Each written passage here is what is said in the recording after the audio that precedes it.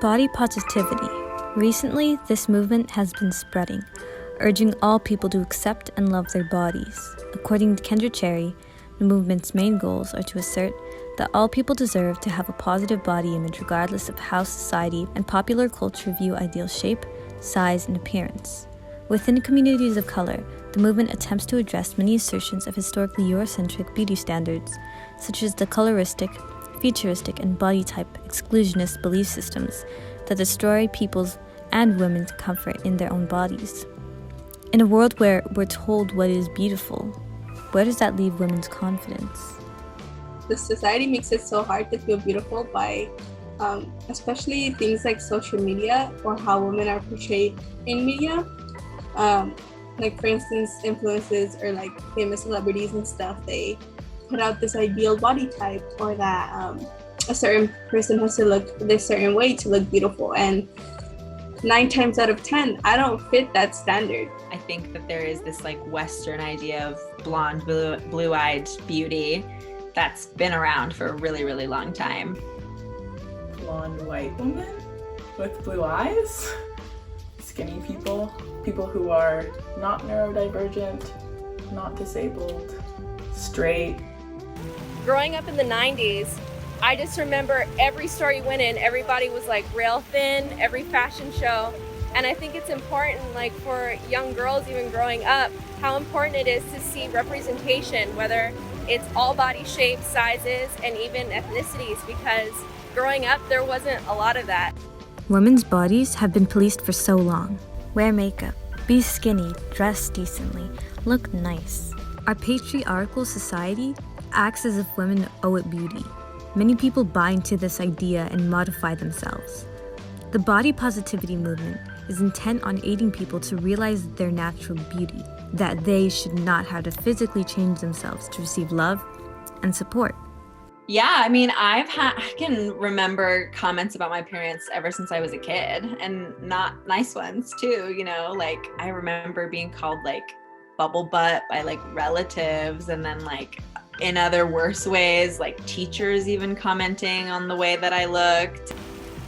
In a negative, mostly negative way, like just like subtle comments like, oh, you look different, or like, oh, like you gained a little bit of weight, like that shit kind of hurts, brings your self-esteem down. And usually it's really awkward because it's older people. They're like, oh, you have a really nice body. I'm like, oh, thanks. But I tell my mom, like, that doesn't really make me feel comfortable. Body positivity is important, but unconditional love for our bodies can be a dangerous thing to preach. Within this movement, Black, Indigenous, women of color, and genderqueer people have highlighted that nuance within this conversation is crucial. WIV, a magazine focusing on spotlighting traditionally marginalized voices within the body positivity movement, managing editor Sharonda J. Brown writes, quote, I think we should kill the idea that self-love is the most important part of developing more positive relationships with our bodies. We are worthy of love, even in the moments when we do not love ourselves. It's dangerous to all aspects of our health to place the onus for body positivity entirely on our own relationships with ourselves, rather than on the systems that create our insecurities and traumas. End quote.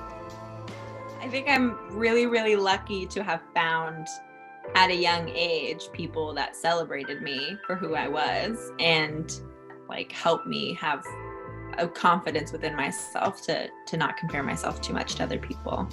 If you're wearing like a simple crop top and you don't feel good about yourself because something's popping out that you don't like, I feel like you should always love yourself for who you are, and either if you want to make those changes, it's up to you.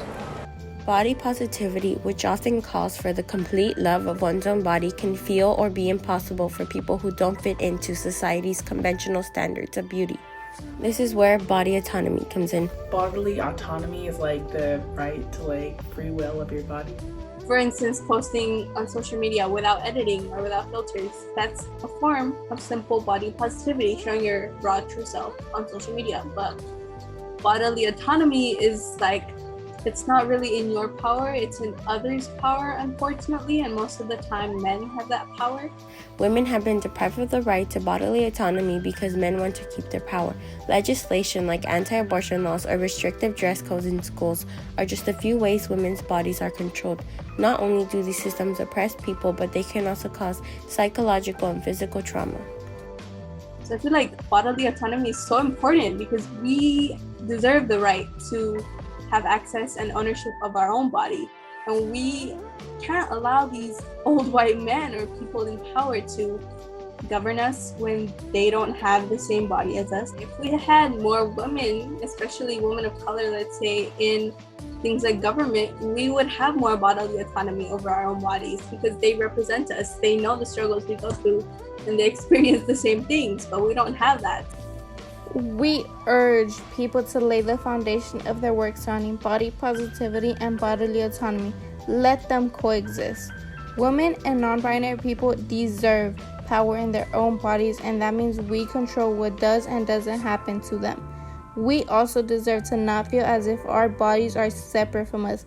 We deserve to feel like they are ours. Your body is you. Treat yourself kindly.